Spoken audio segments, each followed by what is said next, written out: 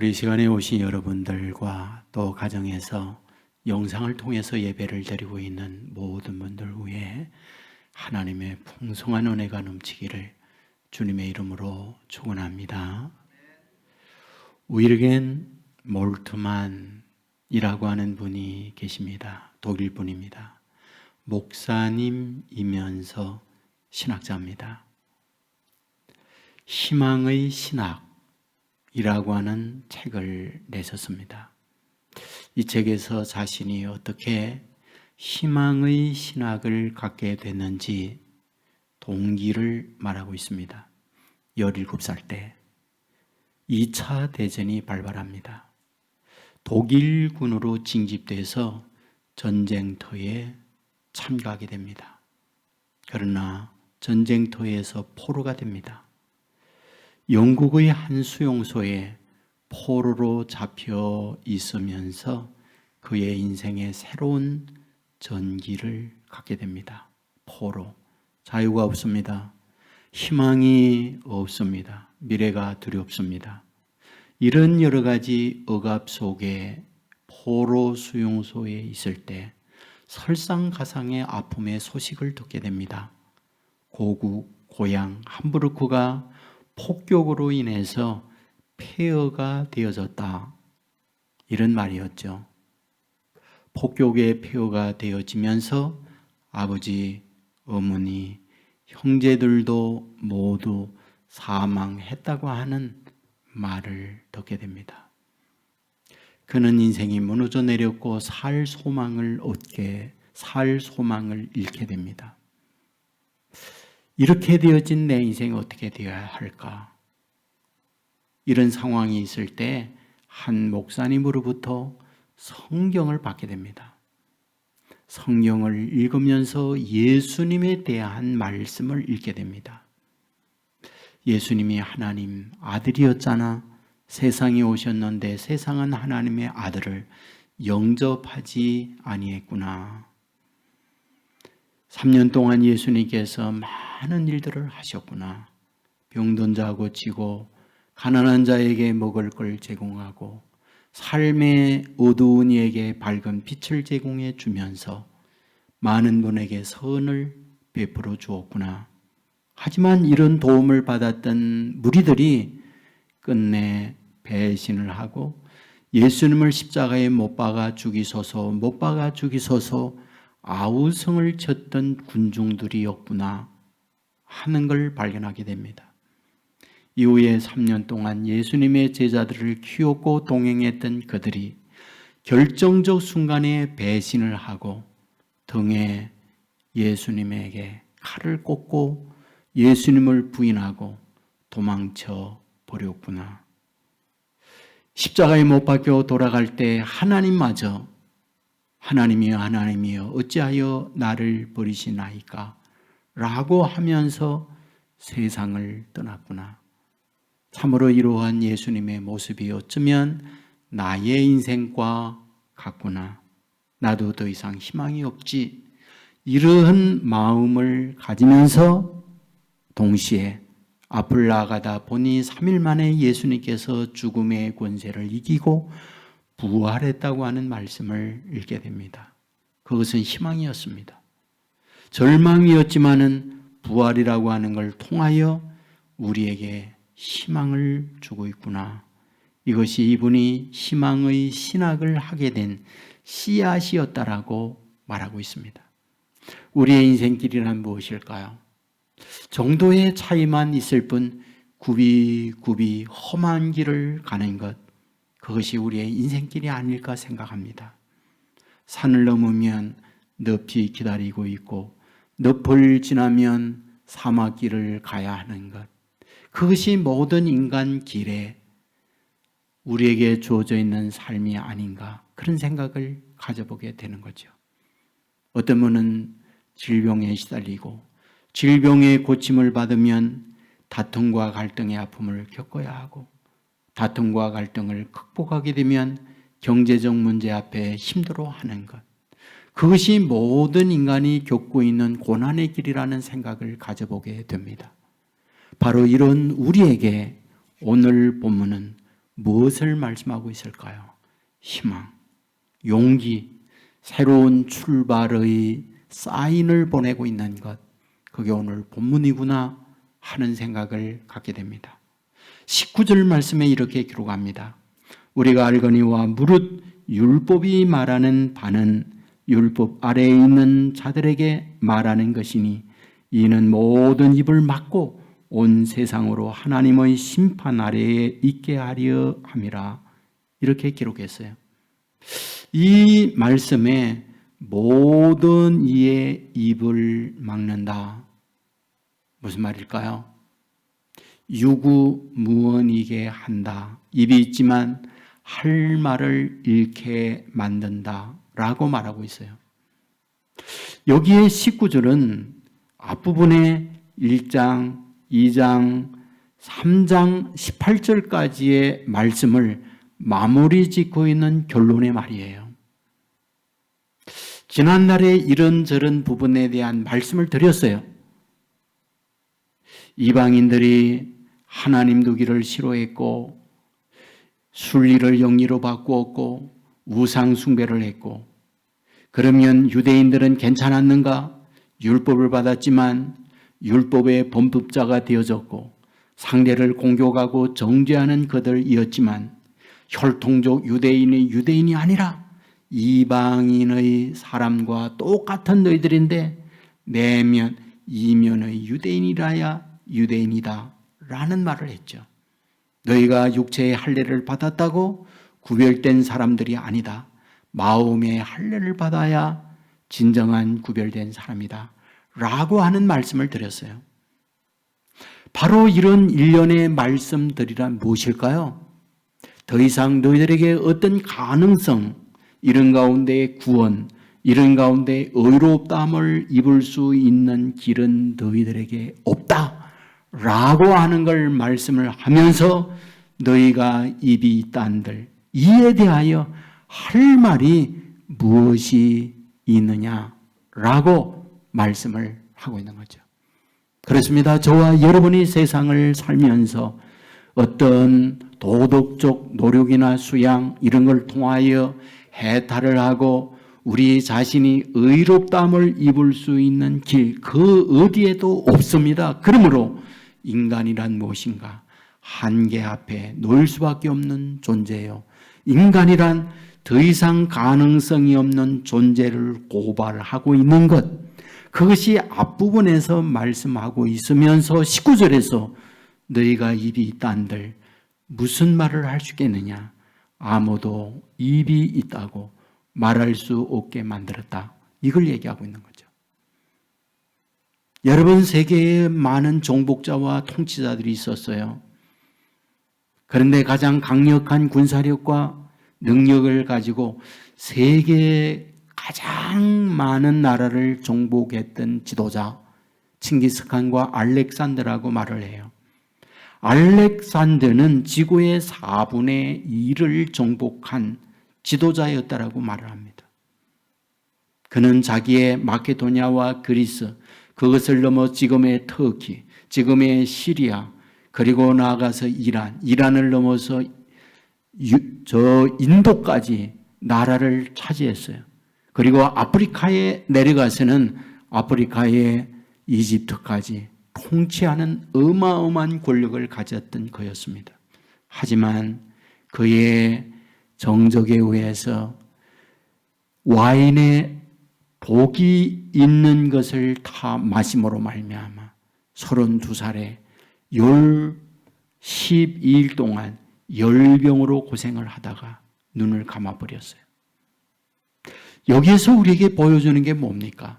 아무리 권세에 능력이 있다 할지라도 인간은 인간이다. 인간이 인간인 것은 할 수 없는 한계와 불가능을 만날 수 있던 존재가 인간이다라고 하는 걸 보여주는 거잖아요. 앞부분에서 유대인들이 자기의 어떤 생각을 갖고 순리를 영리로 바꾸고 하나님 두기를 싫어하고 우상을 섬기며 자기 마음대로 자기의 계획대로 살아가지만 너희들 그거 가지고 되지 않는다. 그러면 유대인 너희들은 가능한 존재냐? 너희들도 똑같다. 라는 말씀을 하고 있는 거잖아요. 그러면 이러한 결과물, 이런 삶의 결과물 어떻게 됩니까? 모든 사람이 죄를 범하였음에 하나님의 영광에 이르지 못한다. 영광에 이르지 못한다는 말은 구원을 얻지 못하고 저주와 심판 가운데 있는 존재가 되어진다 라는 말씀이잖아요. 19절에서도 말씀했습니다. 온 세상으로 하나님의 심판 아래 있게 하려 함이라. 2장 15절에 보면 범죄한 자는 심판을 받으리라.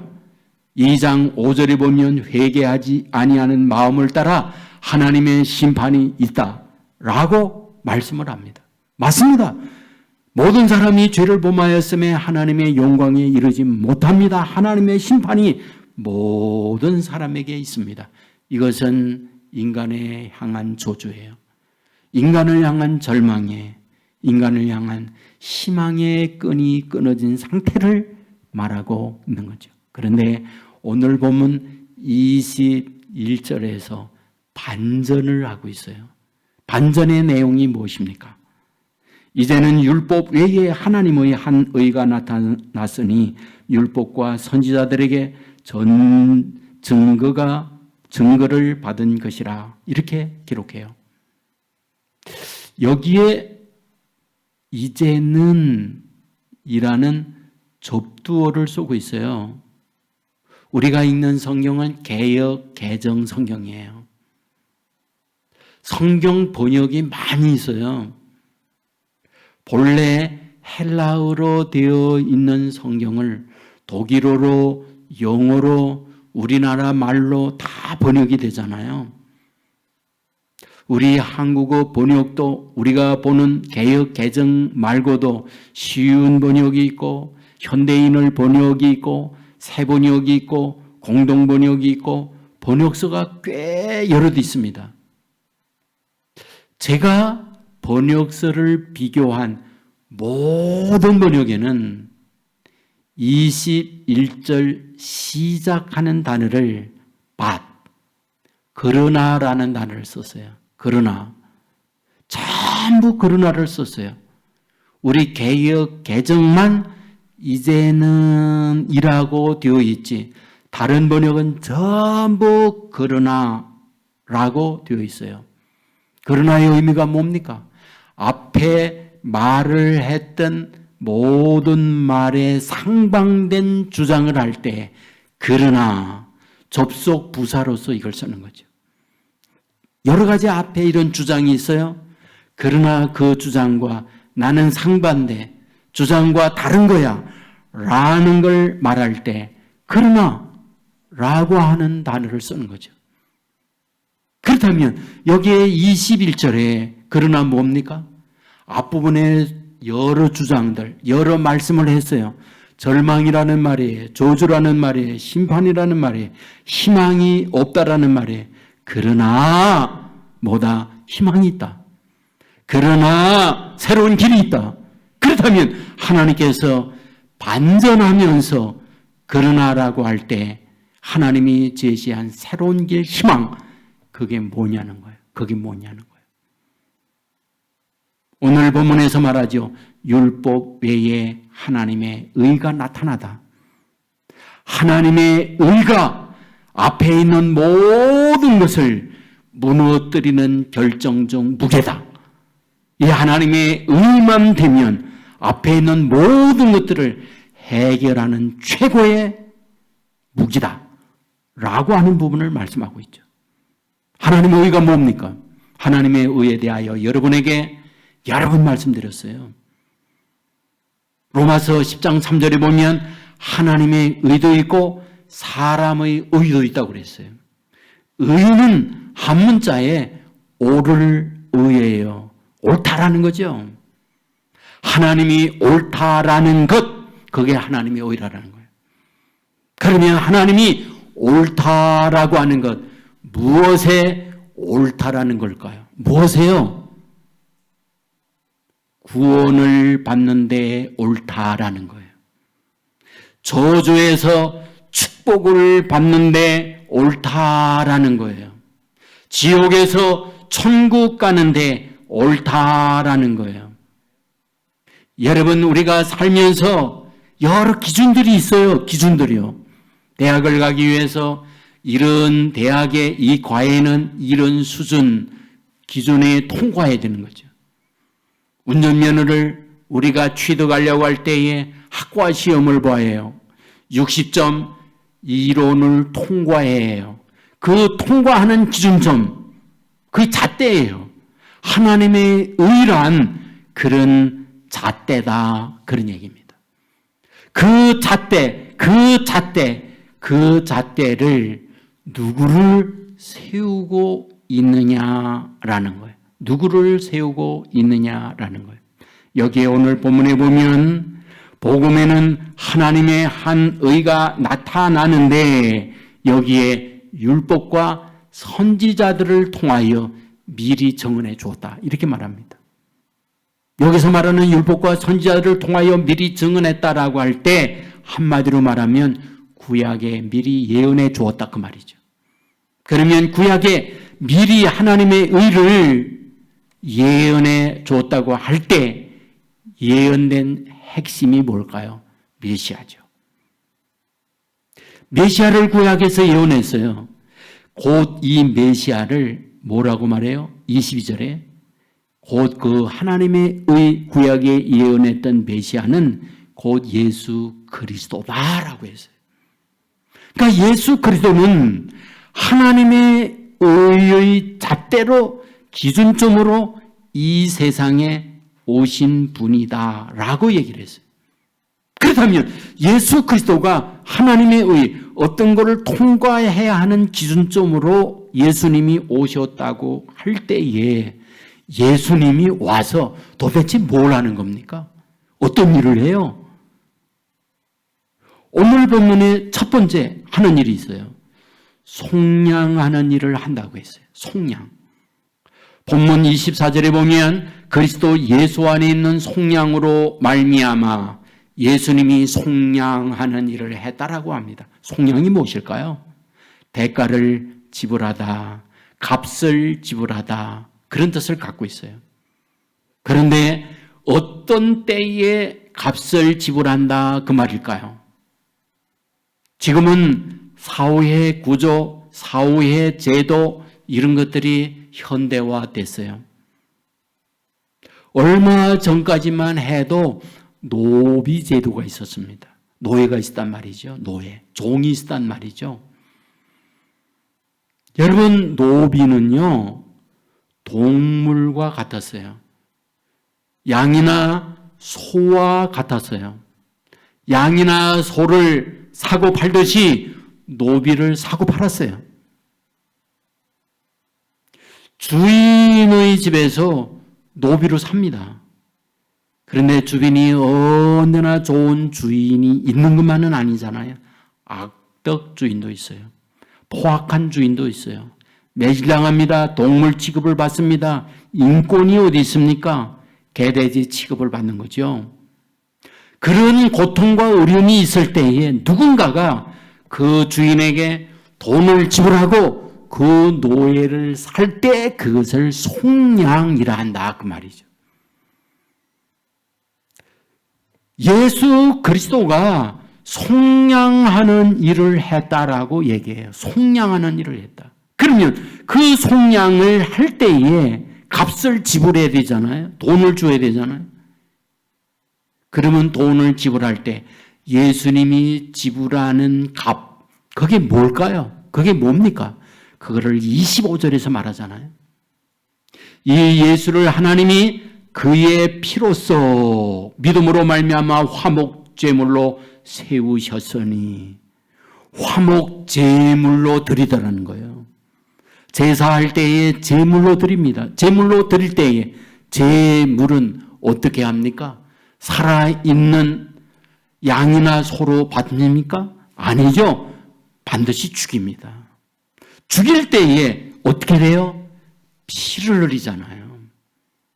그러니까 예수님이 제물이라는 거예요. 그래서 제물로 드려지면서 뭐하다? 피를 흘리잖아요. 피. 여기에 속량, 값을 지불하는데 오늘 성경은 그 값이 뭐다? 피를 값을 주고 샀다라고 말을 하고 있는 거죠. 이 부분에 대하여 요한복음 19장 34절에서 말하죠. 한 군인이 창으로 예수님의 옆구리를 찔렀더니 예수님에게 피가 쏟아진지라. 그렇게 기록하잖아요. 물론 십자가에 못이 박힐 때 피를 쏟습니다. 옆구리에 창을 찌름으로 피를 쏟습니다. 가시면류관의 쎄움으로 이마에서 피를 쏟습니다. 피를 흘려요. 그런데 그 피는 보통의 피 아니다. 일반적인 우리가 흘리는 피가 아니다. 뭐다? 보혈이다. 거룩한 피다. 그 피가 뭐다? 값을 지불하는 돈의 역할을 하는 거다라고 말하죠. 히브리서 9장 22절은 말하죠. 피 흘림이 없은즉 사함이 없느니라. 사함을 얻기 위하여 피 흘림의 값을 지불함으로 우리에 있는 지난날 모든 죄가 용서받는다라고 말하죠. 베드로전서 1장 18절에 보면 너희의 조상이 물려준 헛된 행실에서 대속함을 받는 게 아니다. 어린 양 같은 그리스도의 보배로운 피로 대속함을 받는다. 이렇게 말하죠. 조상으로부터 받은 어떠한 율법, 행위 이런 걸로 죄 용서받는 게 아니라 예수 그리스도의 거룩한 보혈로 말미암아 대속, 그 피를 값을 주고 우리의 용서받는 존재가 되어진다. 이렇게 말하죠. 요한계시록 7장 14절에 보면 이는 큰 환난에서 나오는 자들인데 어린 양의 피에 그 옷을 씻어 희게 된 자들이다 말하고 있죠. 큰 환난에서 나와요. 그들이 누군가 보았더니 어린 양의 피로 옷을 씻어 희게 된 자들이 오더라는 거예요. 환난에서 구원받는 하나님의 자녀 누구? 그리스도의 피로 씻음을 받은 자녀들이 용서받고 하나님의 자녀가 되더라. 그런 말이죠. 말씀을 정리합니다. 하나님의 의가 있어요. 그 의는 절망, 그 의는 저주를 받은 우리에게 희망이라고 그랬어요. 그러나 이제는 지난날의 모든 아픔, 지난날의 모든 슬픔, 멸망, 여기에서 새로운 하나님의 의가 있다. 여기에서 새로운 희망, 구원받는 길을 하나님이 만들어 주었다. 그게 하나님의 의다. 근데 그 의로 오신 분이 누구다? 예수님이다. 근데 이 의로 오신 예수님이 뭐하다? 속량하셨다. 값을 지불하고 저와 여러분을 죄의 멸망에서 샀다. 그런데 값을 지불할 때 지불한 돈이 뭐다? 피였다. 예수님의 피였다. 십자가상에서 흘린 그 보혈이 뭐다? 우리의 멸망, 죄에서 저와 여러분을 구원하기 위하여 값을 지불한 값이었다. 이것을 우리에게 말씀해 주고 있는 거죠. 여러분, 믿으면 이것을 믿는 거예요. 이 믿음을 가질 때 예수 그리스도의 하나님의 의로서 우리에게 주어지는 은혜, 축복이 주어진다는 거 믿으시기를 주의 이름으로 축원합니다. 여러분, 이걸 믿을 때에 우리에게 어떤 일이 일어나는지 아세요? 어떤 일이요? 본문 25절 하반절에 보면 전에 지은 죄를 간과하심으로 이렇게 되어 있어요. 전에 지은 죄, 지난날의 모든 죄를 간과하다 이렇게 말했어요. 간과라는 뜻이 뭐예요? 간과. 뭐예요? 간과. 간과라는 말은 사전적 의미가 너그럽게 넘어가다 이런 뜻이에요. 부모는 아이들이 크면서 거짓말하는지 뭘 훔쳤는지 다 알아요. 똑똑한 부모는 너 훔쳤지 그래가지고 매질하는데 똑똑한 부모를 넘어서서 너그럽고 사랑 많은 부모는 알아도 모르는 척하고 넘기죠. 그런 경우 많이 있죠. 알아도 모르는 척하고 넘기는 거죠. 그거를 간과하다 그 말이에요. 여러분, 이 간과하다라고 하는 이 말과 연상적으로 떠오르는 게 있잖아요. 간과하다, 너그럽게 넘어가다 뭐예요? 유월절 이 말과 연계되는 거죠. 유월이 뭡니까? 유, 넘을 유, 월, 넘을 월. 넘고 넘다, 패스오버하다. 이거를 유월절이라고 하잖아요. 유월절 시작이 어디인가요? 출애굽기 12장이 나오잖아요. 출애굽기 12장에 어떤 배경을 갖고 있습니까? 이스라엘 백성이 430년 동안 이집트의 의가 고통 가운데 지냈어요. 출애굽을 하잖아요. 출애굽을 할 때에 출애굽하는 바로 전날 하나님이 말씀했죠. 어린 양을 잡아라. 그 어린 양의 피를 문 솔주, 문 임방에 발라라 라고 말했잖아요. 여러분, 문 임방, 문 솔주에 피를 발랐습니다. 어린 양의 피. 그랬더니 어떤 일이 벌어졌어요? 그랬더니 출애굽기 12장 13절 말씀에 이렇게 기록하잖아요. 내가 애굽 땅에 칠 때에 그 피가 너희의 거하는 집에 있어서 너희를 위하여 표적이 될지라. 내가 피를 볼 때 너희를 넘어가 너희를 면하지 아니하리라. 이렇게 써 있어요. 하나님의 진노가 임하는데 문설주, 문임방에 어린 양의 피가 묻혀 있잖아요. 그 피를 보고 넘어감으로 하나님의 진노가 너희들에게 임하지 않는다. 그러므로 이스라엘 백성이 살아난 거죠. 이집트의 초태성, 이집트의 처음 난 장남, 하나님의 진노가 다 임했어요. 그런데 어린 양의 피를 바르고 있는 가정만 하나님의 진노가 넘어간 거예요. 이것을 바울은 본문에서 어떻게 간과하다 이런 단어를 쓰고 있는 거예요. 예수 그리스도가 와서 속량합니다. 십자가상에서 피를 흘립니다. 그 피를 우리의 심령에 바를 때 하나님의 진노가 뭐하다? 간과하여 저주가 아닌, 멸망이 아닌, 심판이 아닌 구원과 축복의 사람이 되어준다. 이것을 본문에서 말하고 있는 거죠. 믿으시기를 주의 이름으로 축원합니다. 윌리엄 카우퍼라고 하는 분이 계세요. 우리가 이 이름을 들을 때에는 그냥 모르지만은 찬송가 258장 샘물과 같은 보혈은 이 찬송은 잘 알고 있잖아요. 이 찬송과 가사를 지은 분이 카우퍼라는 분이에요. 영국 분입니다. 6살 때 어머니가 세상 떠납니다. 어머니 없을 때 어린 시절을 성장하면서 우울증에 시달려요. 살 의미가 없이 힘들게 하루하루 지내는 것, 내일이 오는 것이 괴로운 인생을 사는 분이 카우퍼예요. 그래서 여러 차례 사살을 시도합니다. 어느 날 마차를 달고 템즈강에 가서 투신해야 되겠다. 템즈강에 가는데 그날따라 안개가 쫙하게 끼어가지고 템즈강을 찾을 수가 없는 거예요. 그래서 내려서 내가 걸어서 아는 길로 가야겠다. 가고 했더니 도착한 것이 자기 집이에요. 그래서 자살 시도를 못했습니다. 다음날 내가 칼로 자해해서 죽어야겠다 해서 칼을 찾았는데 칼이 부러져 있는 거예요. 안 됐습니다. 결국 목매 죽어야겠구나. 그리고는 목을 맸습니다. 죽었어요. 그런데 깨어난 거예요. 나중에 거의 의식불명인 상태에서 그 줄 맸던 게 끊어지면서 떨어진 거예요. 그리고 나서는 깨어난 거예요.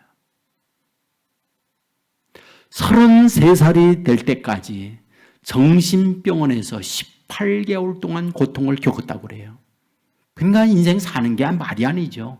그런데 그 정신병동에서 성경을 읽게 됐어요. 그러다가 오늘 본문 특별히 3장 25절에 보면 예수 그리스도의 피가 희생 제물로 말미암아 우리가 곧 죄 사함을 받는다는 이 말씀을 그분이 읽은 거예요. 그리고 나서 뭐하다? 지금까지 지내왔던 모든 과거의 죄가 용서받고 해결된다는 그 말씀이 성령의 역사로 말미암아 강하게 심령이 불러 임하는 거예요. 그 말씀을 읽으면서 마음이 뜨거워졌어요. 여러분, 그때 이 사람이 완전히 거듭납니다. 새 사람이 되어져요. 아, 그렇구나. 나의 힘, 내 노력, 그 어떤 것으로 안 되지만 내 주어에 있는 현실은 절망이요 우울하지만 예수 그리스도가 날 위하여 십자가상에 피 흘려주시고 날 대신하여 희생제물이었구나. 이분을 믿으면 나에게 역사가 일어나는구나. 그 사실을 믿었어요. 그랬더니 실제 이분에게 지난날의 모든 우울이 끊어지고 새로운 사람이 되어졌어요. 그리고 난 이후에 글을 쓰기 시작하는데 그 글이 사람의 심령을 움직이고 놀라운 명문가가 되어졌어요. 그래가지고 영국에서는 이분을 고대 고전적 문필가로 인정받는 사람이 되어졌다. 이렇게 얘기를 하고 있어요. 맞습니다.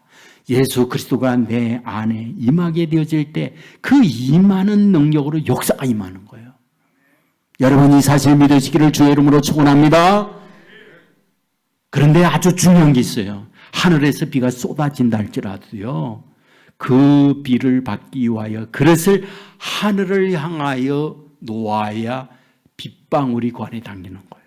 하나님의 축복, 하나님의 은혜로운 말씀, 우리에게 구원의 약속의 말씀이 우리에게 있다 할지라도 이것을 받을 수 있는 그릇을 하늘을 향하여 말씀을 향하여 놓을 때 담겨요. 그러면 우리의 말씀을 받기 위하여 마음의 그릇을 하늘을 향하여 놓는 것, 그게 뭘까요? 그게 바로 믿음이에요. 설교하기 전에 벌써 다 아시네.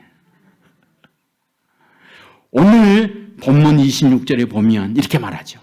곧 이때에 자기의 의로우심을 나타내사 자기도 의로우시며 또한 예수를 믿는 자를 의롭다 하려 하심이라. 예수님을 믿는 자에게 의로움이 와진다. 이렇게 말하고 있어요. 여러분 성경의 믿음을 너무 중요하게 다룬다는 건 너무 잘 알잖아요. 믿음이 없이는 하나님을 기쁘시게 못한다. 1장 16절에 보면 이 복음은 모든 믿는 자에게 구원을 주시는 하나님의 능력이 됨이라. 5장 1절에도 보면 그러므로 우리가 믿음으로 의롭다 하심을 받았으니. 에베소서 2장 8절에 보면 믿음으로 말미암아 구원을 받았으니. 죄사함과 구원은 뭐다? 행위로 되는 게 아니라 믿음으로 된다. 믿으면 하겠네. 성경은 이렇게 말하죠. 묻습니다. 믿음이 무엇일까요? 믿음이 무엇일까요? 신학적으로 믿음은 지정의라고 얘기해요. 지정의를 다르게 풀면 지식이요, 동의요, 신뢰라고 말할 수 있어요. 지식이란 앞부분에서 인간이 이런 존재다. 그런데 하나님이 새로운 한 의를 나타내 주었다. 그 의가 예수 그리스도다. 그 예수 그리스도가 인간을 절망에서, 지옥에서, 죄의 멸망에서 살려낸 일을 했는데 어떻게 하느냐? 속량하셨다. 값을 지불했다. 근데 그 값을 지불하는 값이 뭐였느냐? 예수 그리스도가 십자가상에서 흘린 피다. 피를 값을 주고 우리를 거기에서 속량했다. 산했다. 말했잖아요. 우리는 이걸 들었어요.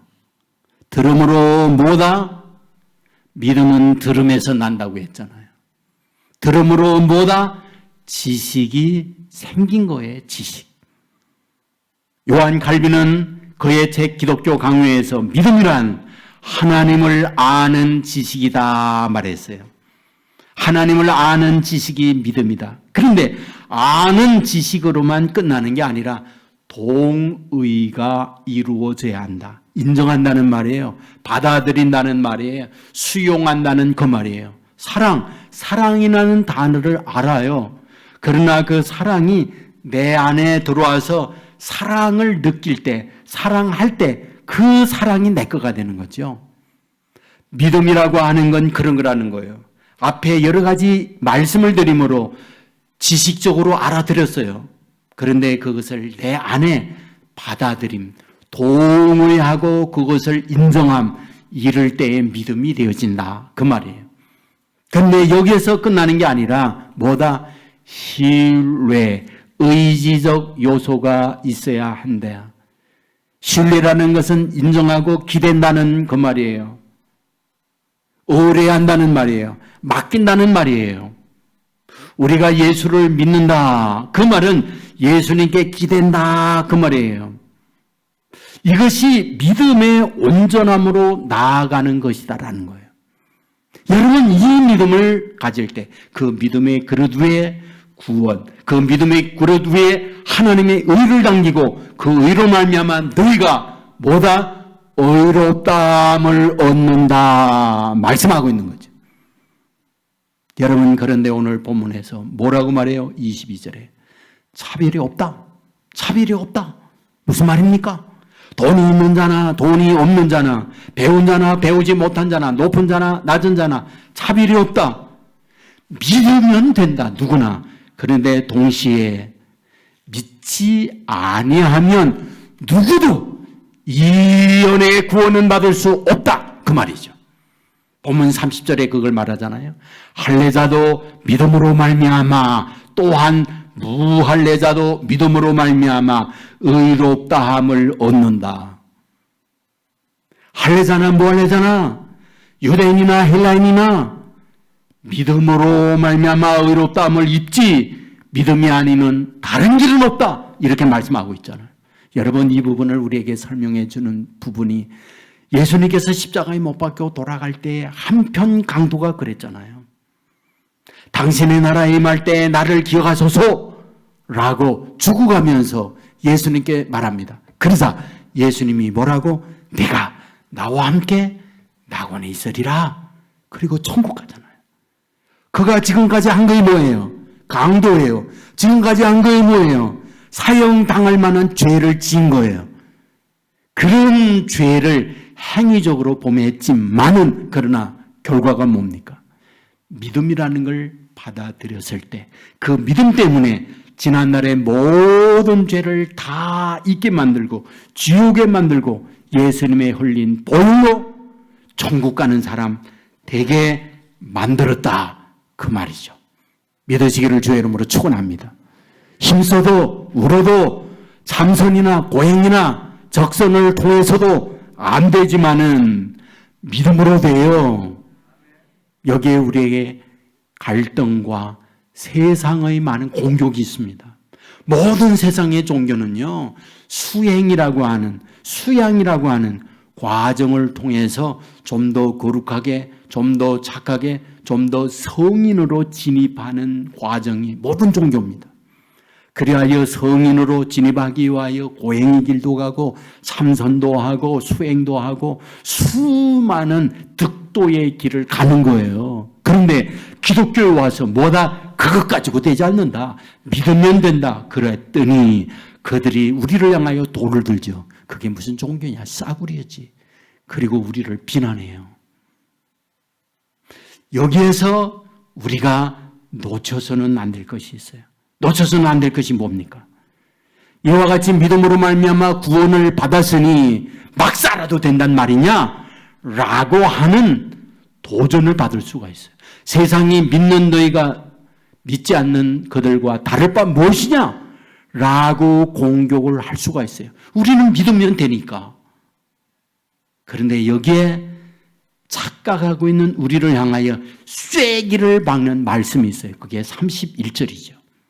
그런즉 우리가 믿음으로 말미암아 율법을 파기하느냐? 그럴 수 없느니라. 도리어 율법을 굳게 세우노니라. 너희가 믿음으로 구원받았으니 율법을 폐기해도 된단 말이냐? 바울은 말하죠. 그럴 수 없느니라.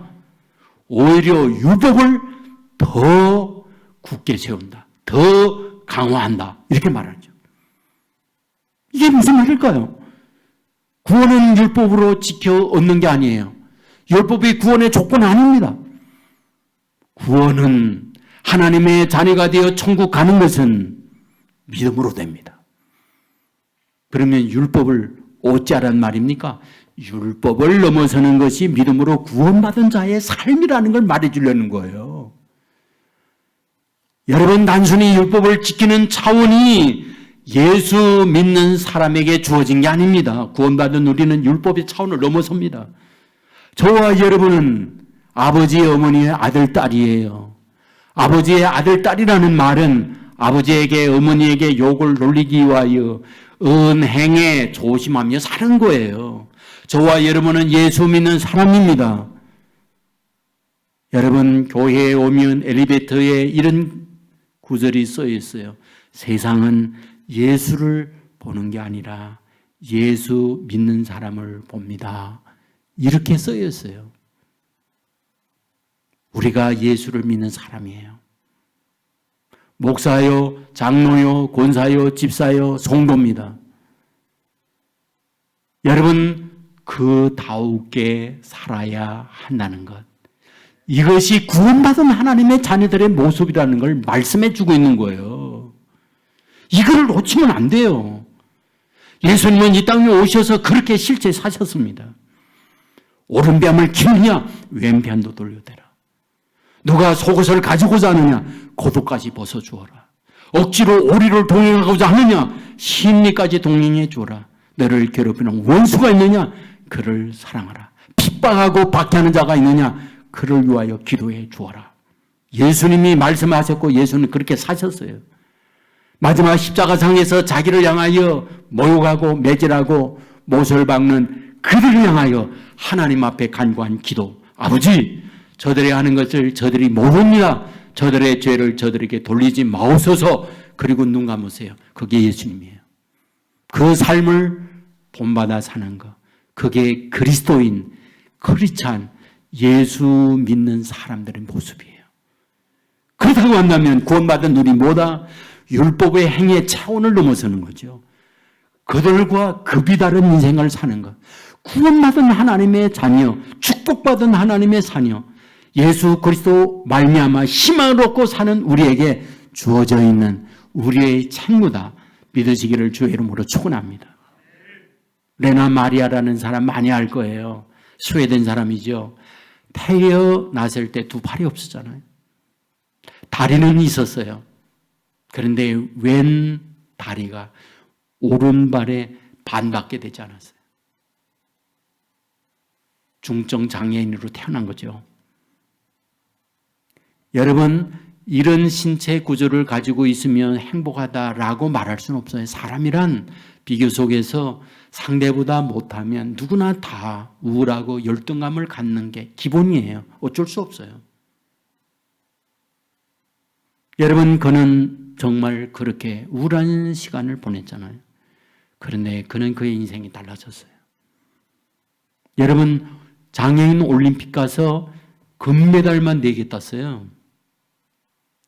그리고 이분이 쓴 책이요, 발로 쓴 내 인생 악보라는 간증집이 있거든요.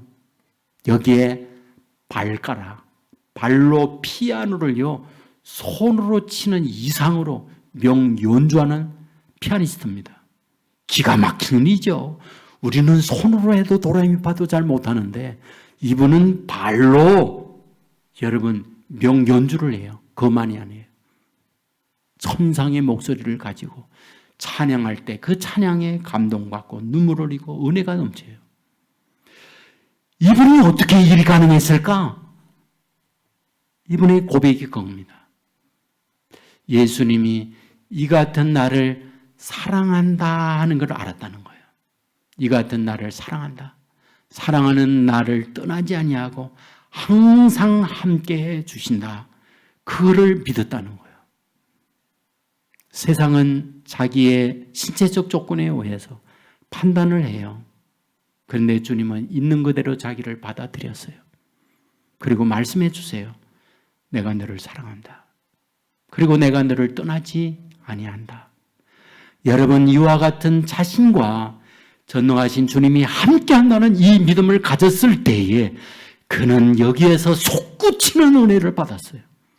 그리고 그 에너지에 의해서 그의 인생, 생각이 달라지다 보니까 어때요? 그는 주저앉아 있는 삶에서 일어날 수가 있었어요. 그래야 올림픽도 나가 금메달을 따고, 그래야 피아노 발로 연습하여 피아니스트가 되어지고, 찬양의 노래를 통하여 최고의 소리를 내는 천상의 목소리를 통하여 감동을 주는 인생이 될 수 있다는 거죠. 여러분, 믿으면 됩니다. 믿으면 됩니다. 믿으면 됩니다. 성경은 말합니다. 할 수 있거든이 무슨 말이냐? 믿는 자에게는 능치 못함이 없느니라. 지난날에 지금까지 부정한 것 많습니다. 내놓을 것 없습니다. 하지만 우리에게 하나님의 의가 있다. 내가 안 되는 것, 되게 하는 것 있다. 예수 그리스도가 이 땅에 와서 내 못하는 것 해준다라는 것이 하나님의 의예요. 이것을 믿음으로 받는 거예요. 이것을 아멘으로 지식적으로 알기만 하는 게 아니라 동의하고 신뢰하고 의지하게 될 때에 성경은 말하죠. 믿는 대로 되느니라. 믿는 대로 되느니라. 이 믿음으로 말미암아 믿는 대로 되는 은혜를 받는 저와 여러분 되기를 주의 이름으로 축원합니다. 우리 모두 자리에 일어나겠습니다.